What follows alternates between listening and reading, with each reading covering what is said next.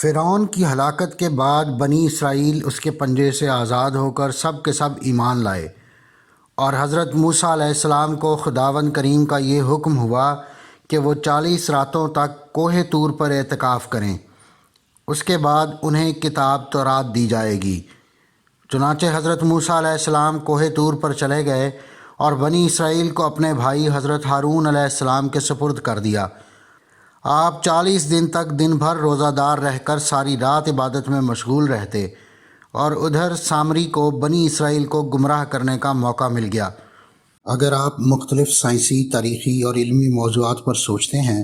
اور مزید جاننے کا تجسس رکھتے ہیں تو سبسکرائب کیجئے ہمارا چینل اور بیل آئیکن دبائیے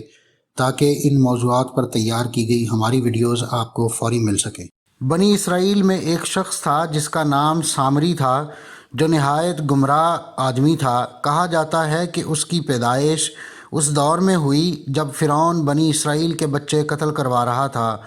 اور اس کی ماں اسی ڈر سے اس کو ایک غار میں چھوڑ آئی، جہاں اللہ کے حکم سے حضرت جبرائیل اس کو اپنی انگلی سے دودھ پلاتے رہے،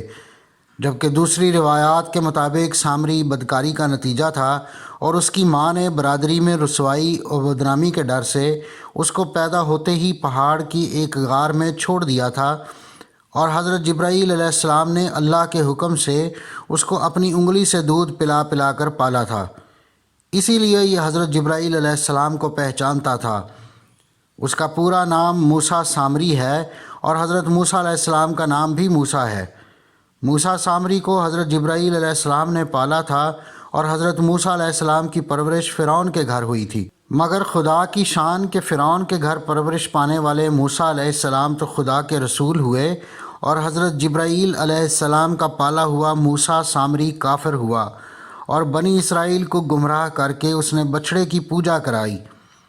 اس کا راز یہی ہے کہ موسیٰ سامری کی بدبختی اس کو اس کے بہترین ماحول کے باوجود گناہ کی طرف لے گئی، اور حضرت جبرائیل علیہ السلام کی تربیت اور پرورش نے اس کو کچھ بھی نفع نہ دیا، اور حضرت موسیٰ علیہ السلام پر اللہ کی خصوصی رحمت تھی، اس لیے فرعون جیسے کافر کی پرورش سے بھی ان کو کوئی نقصان نہیں پہنچا۔ حضرت موسیٰ شوق اور جذبات میں وقت مقررہ سے پہلے ہی کوہ طور پہنچ گئے تھے،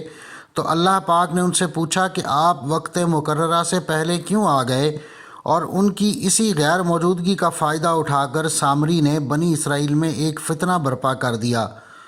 بنی اسرائیل کی امانت داری کی بنا پر لوگ ان کے پاس اپنی امانتیں رکھوایا کرتے تھے، اور جب وہ مصر سے نکلے تھے تو بہت سے مصریوں کی امانتیں ان کے پاس رہ گئیں۔ سامری جادوگر نے ان سے یہی زیورات اکٹھے کیے اور انہیں پگھلا کر اس سے ایک بچڑا بنایا۔ اس کو درمیان سے اس انداز میں خالی رکھا گیا تھا کہ جب اس میں سے ہوا گزرتی تو بچڑے کے بولنے جیسی آواز پیدا ہوتی تھی۔ پھر سامری نے لوگوں سے کہا کہ اے بنی اسرائیل، حضرت موسیٰ علیہ السلام خدا سے باتیں کرنے کے لیے کوہ طور تشریف لے گئے ہیں، لیکن خدا تو خود ہم لوگوں کے پاس آ گیا ہے، اور بچڑے کی طرف اشارہ کر کے بولا کہ یہی خدا ہے۔ سامری نے ایسی گمراہ کن تقریر کی کہ بنی اسرائیل کو بچڑے کے خدا ہونے کا یقین آ گیا، اور وہ بچڑے کو پوجنے لگے، اور 12,000 آدمیوں کے سوا ساری قوم نے چاندی سونے کے بچڑے کو بولتا دیکھ کر اس کو خدا مان لیا، اور اس کے آگے سر بسجود ہو کر اس بچڑے کو پوجنے لگے۔ ادھر 40 دن گزرنے کے بعد جب حضرت موسیٰ کو 10 احکامات مل گئے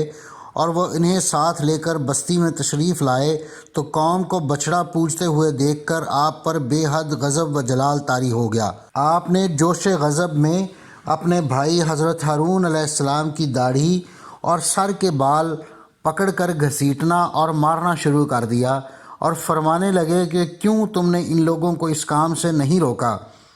حضرت ہارون علیہ السلام معذرت کرنے لگے۔ جب حضرت ہارون علیہ السلام نے معذرت کی تو حضرت موسیٰ علیہ السلام کا غصہ بھی ٹھنڈا پڑ گیا۔ اس کے بعد آپ نے اپنے بھائی حضرت ہارون علیہ السلام کے لیے رحمت اور مغفرت کی دعا فرمائی۔